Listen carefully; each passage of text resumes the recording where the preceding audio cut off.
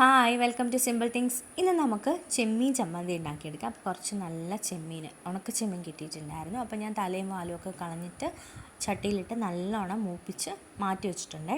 ബാക്കി ഇൻഗ്രീഡിയൻസ് എന്ന് പറയുന്നത് തേങ്ങയും മഞ്ഞൾപ്പൊടിയും മുളക് പൊടിയും ചെറിയുള്ളിയാണ്. ചെറിയുള്ളി ആണ് ഏറ്റവും നല്ലത്. പിന്നെ നിങ്ങളുടെ കയ്യിൽ ചെറിയുള്ളി ഇല്ലെങ്കിൽ കുറച്ച് സവാള എടുത്തോ, കുഴപ്പമില്ല. പക്ഷേ ചെറിയുള്ളിയുടെ ടേസ്റ്റാണ് ഈ ചമ്മന്തിക്ക് ബെസ്റ്റ്.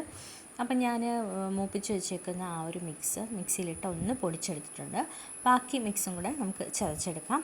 ആദ്യം ചെറിയുള്ളിയും പച്ചമുളകും പിന്നെ തേങ്ങയും മഞ്ഞൾപ്പൊടിയും മുളക് പൊടി ഇത്രയും കൂടെ നല്ലോണം ചതച്ച് മാറ്റി വെച്ചിട്ടുണ്ട്. ഒരു ചട്ടി എടുക്കുക, അതിലേക്ക് കുറച്ച് എണ്ണ ഒഴിച്ച് കടുക് പൊട്ടിക്കുക. പൊട്ടി വരുന്ന സമയം ആകുമ്പോഴത്തേക്ക് നമുക്കിതിലേക്ക് കരിവേപ്പില ഇട്ട് കൊടുക്കാം.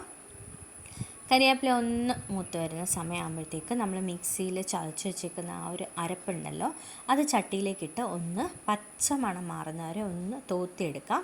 അതിനുശേഷം നമ്മൾ ഉണക്ക ചെമ്മീൻ പൊടിച്ച് വെച്ചിട്ടുണ്ടായിരുന്നു, അതിട്ട് കൊടുക്കാം.